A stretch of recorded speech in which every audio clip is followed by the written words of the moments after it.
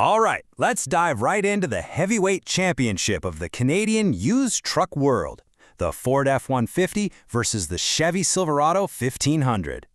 You know, if you're in the market for a used truck, there's a really, really good chance this is the exact decision you're wrestling with right now. And that's the million-dollar question, isn't it? I mean, these are two absolute titans. They're both incredibly capable, they're everywhere, and they've got fan bases that are just fiercely loyal. So how in the world do you pick one when they seem so close on paper? Well, that's what we're going to do right now. We are going to cut through all the noise and the brand loyalty and just break it down head-to-head on the things that actually matter to you, the used truck buyer. The goal here is to help you find the truck that fits your life. So let's start with the fun part. What's under the hood? Okay, first things first, the heart and soul of any truck, the engine and what it can do. This is what separates the toys from the tools, so knowing your options here is absolutely crucial. When you look at used F-150s, Ford gives you a ton of choices, and you can really see their focus on technology and turbocharging. The 2.7-liter EcoBoost, that's a huge fan favorite for a reason. It's got that perfect blend of efficiency for daily driving, but with a surprising amount of torque when you need it. For the really big jobs, the 3.5-liter EcoBoost is the towing king. And of course, you've got the classic 5-liter V8 for that old-school rumble. Then there's the PowerBoost Hybrid, which is just a beast, giving you incredible torque and great fuel economy. Now, let's switch gears to the Silverado. Chevy's lineup feels a little more traditional, you know? They really lean into their proven V8s. The 5.3-liter V8 is the bread and butter engine you're going to find in most used models. It's a true workhorse. If you want all-out power, there's the massive 6.2-liter V8. But the real standouts in their lineup are that punchy 2.7-liter four-cylinder turbo, which surprises a lot of people, and of course, the 3-liter Duramax diesel, which is an absolute champion when it comes to highway fuel efficiency. So with all those different engines, how does it all translate to actually getting work done? Well, here's the thing. Look at how incredibly close these numbers are.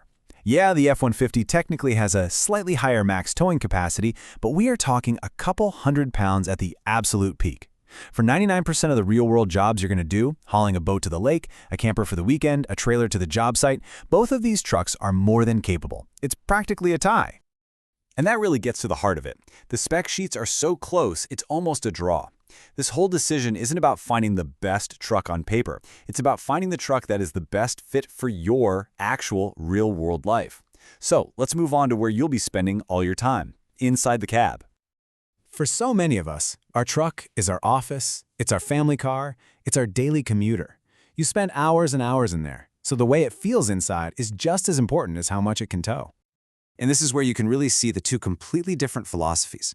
Hopping into an F-150 feels like getting into a modern, high-end SUV. You've got these big touchscreens, lots of tech, and some really clever storage solutions. The Silverado, on the other hand, is all about traditional comfort and durability. The buttons are simple, the ride is famously smooth and quiet, and oh man, those seats are legendary for how comfortable they are on a long road trip. Okay, you've got the power, you've got the comfort, but what's it going to cost you every time you pull up to the pump? I mean, it's a big truck, so fuel economy is a big deal. Luckily, both Ford and Chevy have worked some serious magic to make these things more efficient than ever. When you look at the most efficient models from each side, you see two totally different ways of saving fuel. Ford's PowerBoost Hybrid is amazing in mixed driving, city and highway, because that electric motor helps out a ton. But the Chevy Duramax diesel, that thing is the undisputed king of the open highway. It just sips fuel when you're cruising for hours on end.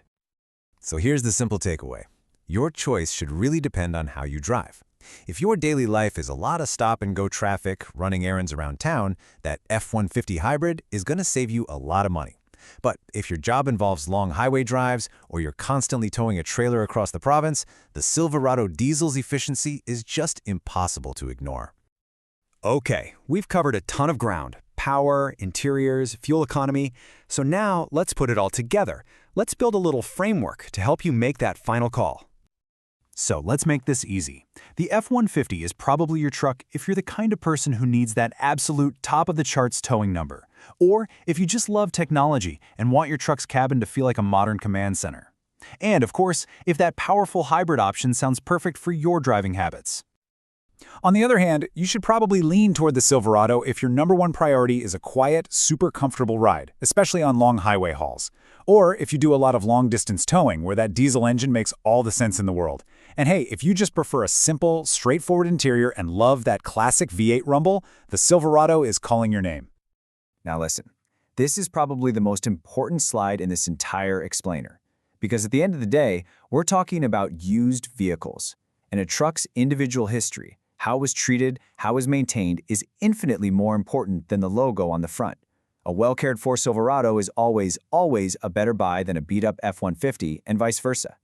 So get the service records and please get a trusted mechanic to look it over before you sign anything. Because after all the charts, all the research, all the videos, the final decision really comes down to this: the test drive.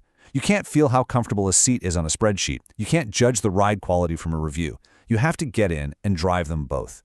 Pay attention to how each one feels. The one that just feels right, the one that feels like it was built just for you, that's your truck. That's your answer.